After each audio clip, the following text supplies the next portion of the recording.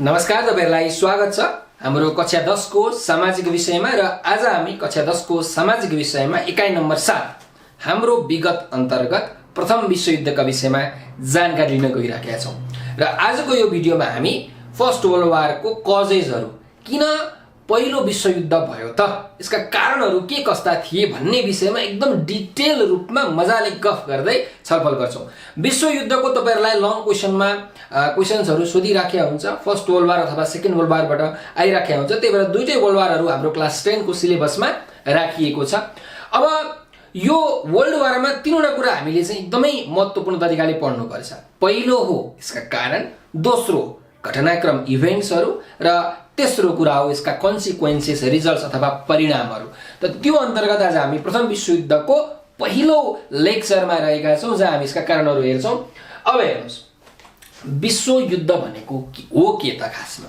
What is world war? त विश्वयुद्ध भनेको विश्वमा रहेका सम्पूर्ण देशहरुलाई प्रत्यक्ष रूपमा अथवा अप्रत्यक्ष रूपमा प्रभाव पार्ने खालको युद्धलाई हामी विश्वयुद्ध भन्छौं। विश्वयुद्धमा भाग लिने देशहरुको त क्षति हुन्छ नै, तर विश्वयुद्धमा भाग नलिने खालका चाहिँ देशहरुको पनि क्षति हुन्छ। आर्थिक रूपले उनीहरु कमजोर हुन्छन्। जस्तो मानिलियौ अहिले वर्ल्ड वार भयो, नेपाल भाग लिएन भने पनि नेपालमा पेट्रोल कहाँबाट आउँछ, कटन कहाँबाट आउँछ, यस्ता विभिन्न खाद्य सामग्रीहरु अथवा अरु सामग्रीहरु अरु विदेशबाट आउँछन् नि, अरु देशहरुबाट आउँछन्। त त्यसमा त कमी आउने भयो, नेपालमा पनि त आर्थिक संकट आउने भयो। त्यही भएर प्रत्यक्ष तथा अप्रत्यक्ष रूपमा सम्पूर्ण देशहरुलाई प्रभाव पार्ने भएका कारणले गर्दाखेरि विश्वयुद्धलाई हामी ग्लोबल वार भनेर पनि भन्छौं। र यो प्रथम विश्वयुद्ध हुनु भन्दा अगाडि, खासमा फर्स्ट वर्ल्ड वार 1940 जुलाई 28 देखि 1919 जुन 28 सम्म औपचारिक रूपमा भएको थियो। फेरि ध्यान दिनु, एकदम इम्पोर्टेन्ट डेट, 1914 जुलाई 28 देखि 1919 जुन 28 सम्म भएको थियो। र यो विश्वयुद्ध हुनु भन्दा अगाडि विभिन्न देशहरुले आफ्नो साम्राज्य बढाउनको लागि, जस्तो पृथ्वीनारायण शाहले पनि एकीकरण गर्ने बेलामा बढाएकै हुन्, त विभिन्न देशहरुले पनि बढाउने इच्छाका कारणले गर्दाखेरि अरु सानातिना देशहरुलाई आक्रमण गरिरहन्थे। भनेको सानातिना युद्धहरु विश्वयुद्ध हुनु भन्दा अगाडि भइ नै रहन्थे। अब यो विश्वयुद्ध भए पश्चात चाहिँ अब सानातिना युद्धहरु चाहिँ नहोला है भन्ने एउटा अनुमान गरिएको थियो। त्यही भएर यो प्रथम विश्वयुद्धलाई द ग्रेट वार भनेर पनि हामीले भन्ने गर्छौं। अब यो विश्वयुद्ध सुरु भएको थियो त 1914 बाट, तर यसको जुन बुनियादी कुराहरु, फाउन्डेसन चाहिँ धेरै अगाडिदेखि नै सुरु भएको थियो। 1871 बाट नै यसको घटनाहरु अगाडि बढिरहेको थियो। अब हेर्नुस्, अहिले जस्तो हामी अमेरिका भनेर भन्छौं नि, एकदमै पावरफुल कन्ट्री, एकदमै शक्तिशाली कन्ट्री, त्यति बेलाको सबैभन्दा डेन्जरस कन्ट्री थियो जर्मनी। जर्मनी यस्तो पावरफुल थियो कि फर्स्ट वर्ल्ड वारमा नि एक्लै 27 वटा देशसँग भिडेको। कति पावरफुल तपाई सोच्न पनि सक्नुहुन्न, त्यति पावरफुल कन्ट्री थियो। भने अर्कोतिर एउटा पावरफुल कन्ट्री थियो ब्रिटेन, जसलाई हामी बेलायत अथवा द ग्रेट ब्रिटेन अथवा युनाइटेड किङडम भनेर भन्छौं। त्यो पनि पावरफुल कन्ट्री थियो, तर एक नम्बरमा जर्मनी थियो। त यहाँ जर्मनीबाटै हामी कुराकानी गर्छौं। प्रथम विश्वयुद्ध हुने पहिलो कारण छ युरोपेली राष्ट्रहरु बीचको गुटबन्दी अथवा गुप्त सन्धि। अब यहाँ हेर्नुस्, अब यहाँ कसरी गुटबन्दी हुन्छ भन्ने कुरा बुझौं। जर्मनीमा 1871 को कुरा हो। त्यति बेला एकजना शासक थिए, चान्सलर थिए, जसको नाम थियो अट्टो भन बिस्मार्क। यिनलाई the iron chancellor of the world भनेर पनि चिनिन्छ। त अट्टो भन बिस्मार्कको पालामा जर्मनी एकदमै बलियो थियो। सन् 1871 सेप्टेम्बर 1 तारिकमा सेडान भन्ने, यो फ्रान्सको सेडान भन्ने ठाउँबाट युद्ध हुन्छ, जसलाई सेडानको युद्ध भनिन्छ। जर्मनीले आफ्नो साम्राज्य बढाउनको लागि फ्रान्समा आक्रमण गरेको हुन्छ, र यो आक्रमणमा जर्मनीले जित्छ। फ्रान्सका दुईवटा प्रान्तहरु एल्सेस र लोरेन, एकदम याद गर्नु, भर्सिली स्टडीमा यो काम लाग्छ। एल्सेस र लोरेन भन्ने दुईटा राज्य चाहिँ, दुईटा ठाउँहरु चाहिँ, दुईटा प्रान्तहरु चाहिँ जर्मनीले फ्रान्ससँग जित्छ। अब हेर्नु, जर्मनीले फ्रान्सलाई आक्रमण गर्यो, फ्रान्सले पनि त पलटवार गर्न सक्छ। त जर्मनीले के गर्यो भने अब आफू सुरक्षित रहनको लागि उसले सम्झौता गर्यो, उसले सन्धि गर्यो। हाम्रो 1879 मा अस्ट्रिया हंगेरीसँग, यो अस्ट्रिया हंगेरी भन्ने एउटै देश थियो है, यो प्रथम विश्वयुद्धपछि यो टुक्रेको हो। त अस्ट्रिया हंगेरीसँग 1879 मा र इटालीसँग 1882 मा उसले के गर्यो, गुप्त सन्धि अथवा सम्झौता गर्यो, गुटबन्दी गर्यो, मिल्यो, ग्रुप बनायो हैन। पछि 1890 मा अट्टो von बिस्मार्कको मृत्यु भयो। अब अट्टो von बिस्मार्कको मृत्यु भइसकेपछि फ्रान्स चुप लागेर बसेको थियो, डराएको थियो। त फ्रान्स पनि अब के भयो, उठेर बोल्ने भयो। त फ्रान्सले पनि सम्झौता गर्यो ठ्याक्कै अट्टो von बिस्मार्क मरेको 4 वर्ष पछाडि, यानी कि 1894 मा, सरी 1894 है, 1894 मा रसियासँग, 1894 मा रसियासँग र 1904 मा ब्रिटेनसँग उसले गोप्य सन्धि गर्यो। यसरी युरोपका शक्तिशाली राष्ट्रहरूको ग्रुप भयो क्या। अब सोच्नु तपाईँ आफै, ग्रुप भइसकेपछि के हुन्छ भने पावर बढ्यो, पावर बढिसकेपछि घमण्ड बढ्यो र घमण्ड बढिसकेपछि के हुन्छ, युद्ध त भइहाल्छ। त्यही भएर पहिलो विश्वयुद्ध भएको। सो यहाँ हामीले हेर्न सक्छौँ 3वटा देशहरू, जर्मनी, अस्ट्रिया हङ्गेरी र इटली। यो 3वटाको ग्रुपलाई हामी ट्रिपल एलायन्स अथवा भनौँ त्रिपक्षीय सन्धि भनेर भन्छौँ। यो त्रिपक्षीय सन्धि। अर्को त्रिपक्षीय मैत्री सन्धि जसलाई हामी ट्रिपल एन्टेन्टी भन्छौँ, फ्रान्स, ग्रेट ब्रिटेन र रसिया। सो यो 2वटा गुट बन्यो। अब विभिन्न सानातिना देशहरूलाई डर लाग्यो क्या, त उनीहरू पनि विभिन्न अरू ग्रुपहरूमा अथवा यही ग्रुपमा आएर जोडिन थाले। यसरी ग्रुपिजम भइसकेपछि फर्स्ट वर्ल्ड वार भयो भन्न सकिन्छ। यो एउटा एकदम इम्पोर्टेन्ट कारण भयो है। अब त दोस्रो कारणमा सैन्यवाद, उग्र राष्ट्रवाद, शस्त्र अस्त्रमा होडबाजी। ल हेर्नुहोस्, आफ्नो देशको सीमा बढाउन कसलाई इच्छा हुँदैन। वीरनारायण शाहले पनि त गोर्खाबाट एकीकरणको अभियान सुरुवात गरेर हाम्रो एकदमै ठुलो नेपाल बनाएकै थिए। सो विभिन्न देशहरूलाई आफ्नो देशको सीमा बढाउने इच्छा त हुन्छ नै। त यही कुरालाई अवलम्बन गर्दै युरोपका विभिन्न राष्ट्रहरू, जर्मनी, बेलायत, फ्रान्सहरूले चाहिँ आफ्नो देशको सीमा बढाउनको लागि भनेर धेरैभन्दा धेरै सैनिकहरू भर्ती गर्न थाले। नयाँ नयाँ हात हतियारहरू, औजारहरू, बम, गोला बारुदहरू आविष्कार गर्न थाले, बनाउन थाले। अब धेरै सैनिक भइसकेपछि, धेरै बम बारुद भएपछि धेरै पावर हुन्छ। धेरै पावर भइसकेपछि के हुन्छ, एउटा आँट आउँछ नि त, ल आक्रमण गरिदिउँ, ठोकिदिउँ, जित्दिउँ भन्ने। सो त्यही भएर युद्ध भयो भन्न सक्छौँ हामी, दोस्रो कारण। र एउटा यहाँ अर्को एउटा कुरा छ, उग्र राष्ट्रवाद भन्छौँ हामी यसलाई, एक्सट्रिम नेसनलिजम। के हो त एक्सट्रिम नेसनलिजम भनेको? हेर्नुहोस्, राष्ट्रवाद भनेको नेसनलिजम, राष्ट्रवाद राम्रो कुरा हो। मेरो देशको प्रगति हुनुपर्छ, समृद्धि हुनुपर्छ, उन्नति हुनुपर्छ, मेरो देश अगाडि बढ्नुपर्छ, मेरो देशले विश्वमा एउटा ठाउँ बनाउनुपर्छ भन्ने चाहिँ राष्ट्रवाद हो। तर उग्र राष्ट्रवाद भनेको के हो भने मेरो देश मात्रै अगाडि बढ्नुपर्छ, मेरो देशको मात्रै उन्नति हुनुपर्छ, मेरो देशको मात्रै समृद्धि हुनुपर्छ, मेरो देश विश्वको सर्वोत्कृष्ट देश हुनुपर्छ भन्ने खालके जुन यो सोचाइ छ नि, अरू देशलाई कुल्चेर पनि अघि बढ्ने खालके सोचाइलाई हामी उग्र राष्ट्रवाद भनेर भन्छौँ। त यस्तो खालके भावनाको कारणले गर्दाखेरि पनि दोस्रो विश्वयुद्ध भयो भनेर हामी भन्न सक्छौँ। यो दोस्रो कारणमा भयो। तेस्रो कारण साम्राज्यवाद र उपनिवेशवाद, इम्पेरियलिजम र कोलोनियलिजम। अब युरोपका विभिन्न देशहरू जो थिए, Germany, Portugal, Spain, Britain, France लगायतका देशहरूले अरू देशहरूलाई आक्रमण गर्ने र कब्जा गर्ने जस्ता गर्दथे। जर्मनी र इटाली चाहिँ साम्राज्यवादमा विश्वास गर्थे भने ब्रिटेन, फ्रान्स लगायतका देशहरू चाहिँ उपनिवेशवादमा विश्वास गर्थे। अब फरक के छ त यसमा? एउटा सानो एक्जाम्पलबाट बुझ्नुहोस्। वीरनारायण शाहले गोर्खाबाट एकीकरणको सुरुवात गरे। कीर्तिपुर, भक्तपुर, ललितपुर, मकवानपुर, नुवाकोट लगायत विभिन्न राज्यहरू जिते। तर के वीरनारायण शाहले गोर्खामा जतिको विकास गरेका थिए कीर्तिपुरमा पनि त्यतिकै विकास गरेका हुन् त? यस, एब्सोल्युटली हुन्। मकवानपुरमा पनि त्यति नै विकास गरेका हुन्। जस्तो उनलाई गोर्खा प्यारो थियो त्यस्तै मकवानपुर, कीर्तिपुर, भक्तपुर पनि प्यारो थियो। हो, कुनै पनि ठाउँलाई आक्रमण गरिसकेपछि त्यो ठाउँ मेरो नै हो भन्ने खालके जुन फिलिङ छ, त्यो फिलिङले सबै ठाउँलाई बराबरी तरिकाले चाहिँ हेरिन्छ भने त्यसलाई साम्राज्यवाद भनेर भनिन्छ। सो जर्मनी र इटाली चाहिँ साम्राज्यवादमा विश्वास गर्थे भने बेलायत र फ्रान्स चाहिँ उपनिवेशवाद। उपनिवेशवाद भनेको चाहिँ अरू देशहरूलाई आक्रमण गर्ने, जित्ने र लुट्ने क्या। लुट्ने, सकेसम्म लुट्ने, लुट्न सके लुट कान्छा, लुट्न सके लुट, विश्वमा नै छ छुट भने जस्तो अरू देशहरूमा आक्रमण गर्ने र लुट्ने। जस्तो कि हाम्रो बेलायतले अमेरिकालाई गुलाम बनाएको के लुटेको हो के, कति लुटो। इन्डियालाई तपाईँ महात्मा गान्धी त्यत्रो पढ्नुहुन्छ, किन पढ्नुहुन्छ? महात्मा गान्धीले स्वतन्त्रता दिलाएका थिए भारतलाई बेलायती उपनिवेशबाट।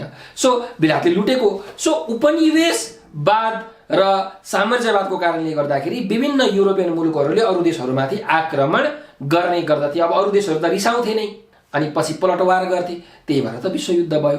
अब एउटा गजबको कुरा के छ भने किन युरोपका देशहरूले नै चाहिँ यो साम्राज्यवाद र उपनिवेशवादका नीति अपनाएका हुन्? हामीले नेपालले त चाइनालाई इन्डियालाई एकीकरण गरेको कहिले सुनेकै छैनौँ, ब्राजिलले अरू देशहरूमाथि एकीकरण गरेको भनेर सुनेकै छैनौँ, युरोपकै मात्रै सुन्छौँ।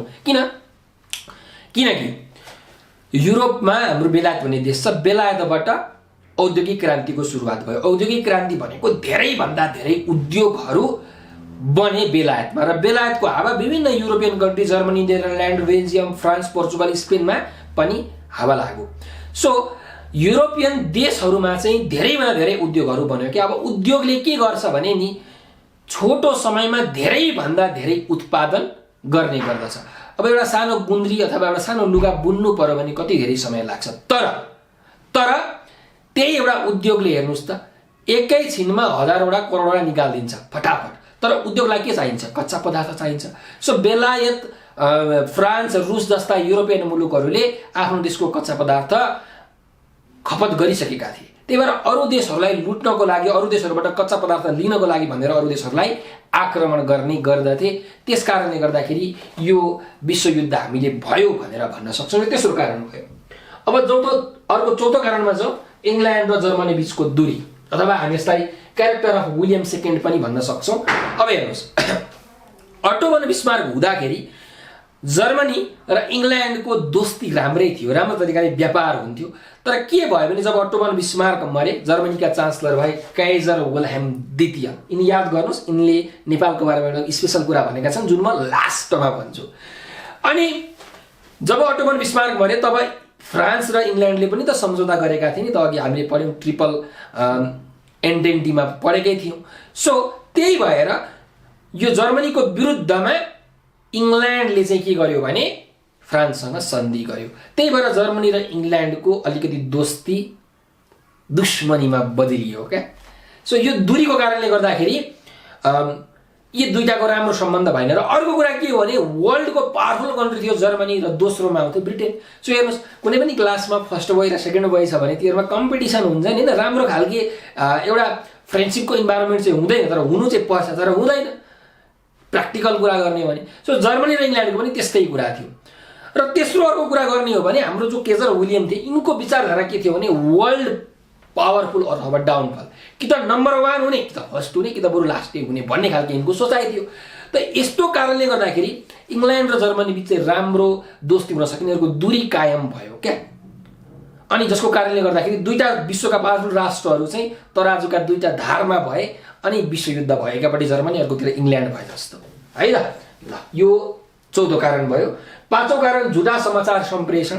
अब त्यति इम्पोर्टेन्ट कारण त होइन, तर त्यति बेलाका जो न्युज पेपर अथवा मिडियाहरू थिए उनीहरूले चाहिँ झुटा कुराहरू, झुटा समाचारहरू चाहिँ सम्प्रेषण गर्ने। जर्मनीको पत्रिकाले इङ्ल्यान्ड विरोधी कुरा गर्ने, इङ्ल्यान्डको पत्रिकाले जर्मनी विरोधी कुरा गर्ने, सर्बियाको पत्रिकाले अस्ट्रिया विरोधी कुरा गर्ने, अस्ट्रियाको पत्रिकाले सर्बिया विरोधी कुरा गर्ने। सो एकअर्काको विरुद्ध यो समाचार पत्रिकाहरूले कुराकानी गरिसकेपछि तिनीहरूमा एउटा द्वेष अथवा एउटा शत्रुताको भावना जागृत भयो र विश्वयुद्ध भयो भनेर हामी भन्न सक्छौँ। यो अर्को पाँचौं कारण। छैटौं कारणमा जाउँ, बाल्कन प्रायद्वीपको समस्या। ल अब यहाँ चाहिँ आउँ है, यो अलिकति अब इम्पोर्टेन्ट, एकदम राम्रोसँग ध्यान दिएर सुन्नु होला।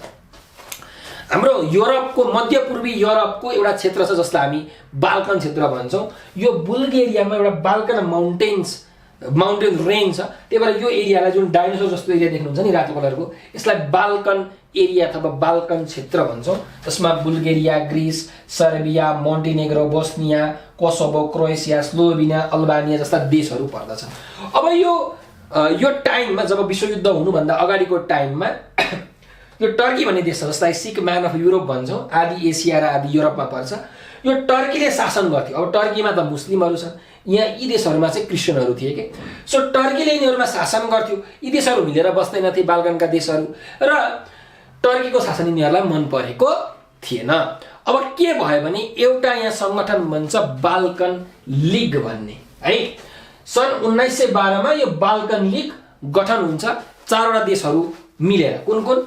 बुल्गेरिया, ग्रिस, सर्बिया र मोन्टेनेग्रो। यो 4वटा देशहरू मिलेर एउटा लिग गठन गर्छन्, बाल्कन लिग। र यो बाल्कन लिगले चाहिँ टर्कीलाई आक्रमण गरे। टर्कीमा त्यति बेला एउटा अम्पायर हुन्छ, अटोमन एम्पायर भन्छ, जस्तो नेपालमा राणा शासन भन्दैनन् त्यस्तै टर्कीको चाहिँ अटोमन एम्पायर। टर्कीको अटोमन एम्पायरलाई आक्रमण गर्ने र त्यहाँबाट जितेका भूभागहरूलाई चाहिँ बराबरी बाँड्ने भनेर 1912 मा यो बाल्कन लीग गठन हुन्छ र यो गठन भइसकेपछि रसियाको उक्साहाटमा बुल्गेरिया, सर्बिया, मोन्टिनेग्रो र ग्रिस यो बाल्कन लीगले टर्कीमाथि आक्रमण गर्छ र यो आक्रमणमा बाल्कन लीगले जित्छ। यो चरण त्यसले जित्छन् पनि र आफू स्वतन्त्र पनि हुन्छन्। टर्कीबाट जितेका क्षेत्रहरू बाँड्छन्, ग्रिसले, मोन्टिनेग्रोले, सर्बियाले र बुल्गेरियाले बाँड्छन् र केही क्षेत्रहरू बाँकी रहन्छ। त्यो बाँकी रहेको क्षेत्रहरूलाई चाहिँ उनीहरूले नयाँ देश भनेर घोषणा गरिदिन्छन्, जसको नाम हो अल्बानिया। यसरी अल्बानिया भने नयाँ देश पनि भन्छ। अब यहाँ के हुन्छ भने सर्बिया र बुल्गेरिया बीच चाहिँ एउटा तनावको वातावरण सिर्जना हुन्छ। जब टर्कीबाट जितेका क्षेत्रहरू चाहिँ बाँडिएको थियो त्यति बेला सर्बियाले आरोप लगाउँछ, ए बुल्गेरिया तैँले चाहिँ एकदमै नराम्रो क्षेत्रहरू मलाई दिस, राम्रो ठाउँहरू चाहिँ आफू राखिस्, एकदम उब्जाउ हुने खानी खनिज भएको छ तैँले आफूलाई राखिस्, मलाई चाहिँ एकदम बन्जर जमिन दिस भनेर सर्बियाले बुल्गेरियालाई आरोप लगाउँछ र सर्बियाले मतलब आक्रमण गरिदिउँ भनेर धम्की पनि दिन्छ। तर सर्बियासँग त्यो आँट हुँदैन। सो सर्बियालाई त्यो आँट दिन्छ अर्को देशले, जर्मनी र अस्ट्रियाले है। यो जर्मनी र अस्ट्रियाले सरी मैले ठ्याक्कै उल्टो भने है। बुल्गेरियाले चाहिँ सर्बियालाई भन्छ, ओए सर्बिया तैँले चाहिँ राम्रो ठाउँ राखिस्, मलाई चाहिँ नराम्रो ठाउँ दिस् भनेर। अनि बुल्गेरियाले चाहिँ सर्बियालाई आक्रमण गर्नको लागि भनेर जान्छ जर्मनी र अस्ट्रिया हङ्गेरीको सहयोगमा। तर बुल्गेरियाले यो युद्ध हार्छ, बुल्गेरियाको क्षेत्र सर्बियाले उल्टै कब्जा गरिदिन्छ। सो यसरी दोस्रो बाल्कन लीग हुन्छ सन् 1913 मा। त यहाँ हामीले के थाहा पायौँ भने यो बाल्कन क्षेत्र चाहिँ यहाँ चाहिँ युद्ध हुन्छ कि यो चाहिँ युद्धको एउटा प्र्याक्टिस गर्ने ठाउँ भन्छ र विभिन्न देशहरूले आफ्नो आर्मी, आफ्नो हात हतियारहरू टेस्ट गर्न पाउँछन् कि यसको कारणले गर्दाखेरि दोस्रो विश्वयुद्ध हुने एउटा फाउन्डेसनको पनि यसले क्रिएसन गर्छ। अब यही बाल्कन क्षेत्रमा एउटा अर्को देश छ बस्निया एन्ड हर्जगोभिना भन्ने। त यो बस्निया एन्ड हर्जगोभिनाको पनि एउटा कथा छ। यही कथा नै सबैभन्दा इम्पोर्टेन्ट कारण हो हाम्रो प्रथम विश्वयुद्धको। अब यहाँ हेर्नु के भएको हुन्छ। यो बस्निया एन्ड हर्जगोभिनाको क्षेत्रहरू चाहिँ अरू देशहरू मिलेर आक्रमण गरेर जितेका हुन्छन्। खासमा जर्मनीको बर्लिनमा एउटा सम्मेलन भएको हुन्छ। त्यो सम्मेलनले के गर्छ भने नि यो बस्निया एन्ड हर्जगोभिना भन्ने देशमा अस्ट्रिया हङ्गेरीले चाहिँ ल अब त्यहाँ अस्ट्रिया हङ्गेरीले शासन गर्न पाउने है भनेर निर्णय गरिदिन्छ। तर यो बस्निया एन्ड हर्जगोभिनाका जो मान्छेहरू छन् नि उनीहरूलाई चाहिँ अस्ट्रिया हङ्गेरी होइन सर्बियातिर जान मन लागेको हुन्छ। कुनतिर? सर्बिया देशतिर। किनकि बोस्निया हर्जगोभिना र सर्बियाको के छ, बोर्डर जोडिएको छ। यिनीहरूको वेशभूषा, रीतिरिवाज, भाषाहरू मिल्छ। त्यही भएर बोस्निया एन्ड हर्जगोभिनाले चाहिँ विद्रोह गर्छ। बोस्निया एन्ड हर्जगोभिनाको राजधानी साराजेभोमा एउटा सोसाइटी भन्छ जसको नाम हो ब्ल्याक एन्ड सोसाइटी अथवा युनिटी अफ डेथ भन्छन्। सर्बियाको सहयोगमा चाहिँ यो युनिटी अफ डेथ यो लोगो हो, त्यो ब्ल्याक एन्ड सोसाइटीको चाहिँ स्थापना हुन्छ जसले अस्ट्रिया हङ्गेरीबाट स्वतन्त्रता पाउने भन्ने उद्देश्य लिएको हुन्छ। अब के भयो भने एक दिनको कुरा हो। त्यो दिन के भयो भने अस्ट्रिया हङ्गेरीका युवराज हुनेवाला राजा आयर टु द थ्रोन भन्छौँ आर्कड्युक फ्रान्सिस फर्डिनान्ड र सोफी छोटेको दुईजना टक्कलाएर घोडामा रथमा चढेर मजाले बोस्निया एन्ड हर्जगोभिनाको राजधानी साराजेभो भ्रमण गर्न आएका हुन्छन् हनीमुनका लागि है। र त्यही बेलामा ब्ल्याक एन्ड सोसाइटीको एकजना 19 वर्षीय युवा ग्याब्रिलो प्रिन्सेप, यो ग्याब्रिलो प्रिन्सेपले यहाँ हेर्नुहोस् गोली ठोकिदिन्छन्। Austria हङ्गेरीका Yuvraj archduke Francis Ferdinand र यिनकी श्रीमती सोफी छोटेको सरेआम साराजेभोमा ढिस्ग्याउ गोली ठोकेर हत्या। कसको? अस्ट्रियाको युवराज र युवराजको श्रीमतीको। सो यो विश्वको एकदमै ठुलो सनसनीखेज खबर बन्छ। पत्रिका पनि छापिन्छ हेर्नु न, पत्रिकाको पनि मैले थोरै स्क्रिनसट लिएर आएको छु। अनि त्यसपछि अस्ट्रियाका राजा एकदमै रिसाउँछन् र अस्ट्रियाका राजाले त्यसपछि सर्बियालाई दोष लगाउँछन्। यो सर्बियाको मद्दतको कारणले गर्दाखेरि ब्ल्याक एन्ड सोसाइटी बनेको हुन्छ नि त। सो यो सर्बिया तैँले गर्दा युवराज र युवराजको श्रीमतीको हत्या भएको छ भनेर अस्ट्रियाका राजा फ्रान्सिस जोसेफले 12 बुँदे माग गर्छन् क्या। विभिन्न तरिकाका मागहरू हुन्छन्। यो 12 बुँदा मध्ये एउटा बुँदा के पनि हुन्छ भने ल तैँले चाहिँ यो इन्भेस्टिगेसन गर्न दे, ब्ल्याक एन्ड सोसाइटीलाई इन्भेस्टिगेसन गर्न दे भनेर अस्ट्रिया हंगेरीले माग गरेको हुन्छ सर्बियासँग। सर्बियाले के भन्छ भने सर्बियाका राजा पिटर हुन्छन् त्यति बेला। सर्बियाका राजा पिटरले चाहिँ म तेरो 11वटा बुँदा चाहिँ मान्छु, तर ब्ल्याक एन्ड सोसाइटीलाई इन्भेस्टिगेसन गर्ने यो बुँदा चाहिँ म मान्दिनँ भनेर भनिया हुन्छ। सो अस्ट्रिया हंगेरीले अब के गर्छ भने जर्मनीको उक्साहटमा सर्बियामाथि आक्रमण गरिदिन्छ 1914 जुलाई 28। ठ्याक्कै हेर्नु है, ग्याब्रिएलो प्रिन्सेपले कहिले मारेका हुन्? 1914 जुन 28। 1914 जुन 28 मा ग्याब्रिएलो प्रिन्सेपले मारिदिए आर्कड्युक फ्रान्सिस फर्डिन्यान्ड र सोफी चोटेकलाई। र ठ्याक्कै 1914 जुलाई 28 तारिकका दिन, ठ्याक्कै 1 वर्ष 1 महिनापछि जुलाई 28 तारिकका दिन चाहिँ सर्बियाले अस्ट्रिया हंगेरीमाथि आक्रमण गरिदिन्छ अनि यसपछि विश्वयुद्धको सुरुवात हुन्छ। अब यो विश्वयुद्ध हुने प्रमुख कारण चाहिँ यो तत्कालीन कारण अथवा इमिडिएट कज भनेर भन्छौँ। अब कुन देशहरूको गुटबन्दी भयो त तपाईले यहीँबाट थाहा पाउनु भयो। जर्मनीले उक्साएको छ कसलाई? अस्ट्रिया हंगेरीलाई। Bulgaria, Germany, Austria Hungary, Bulgaria र टर्की, यो 4वटा चाहिँ एकातिर एउटा पार्टी भएर बस्छन् भने अरू देश बेलायत, फ्रान्स, रोमानिया अरू देशहरू चाहिँ अर्को पार्टी भएर बस्छन् र यही दुईटाको युद्धमा एउटा देशले अर्कोलाई सघाउँछ, अर्को देशले अर्कोलाई सघाउँछ, हुँदै विश्वयुद्ध हुन्छ। अब यो विश्वयुद्धमा के कस्ता घटनाहरू घट्छन् भन्ने विषय र यसका के कस्ता परिणामहरू आउँछन् भन्ने विषय हामी नेक्स्ट भिडियोमा चर्चा गर्नेछौँ। हजुरलाई यो भिडियो कस्तो लाग्यो कमेन्टमा प्रतिक्रिया दिन नबिर्सनु होला। यस्तै अरू भिडियोहरू हेर्नको लागि हाम्रो युट्युब च्यानल सब्स्क्राइब गर्नुहोला। हस्त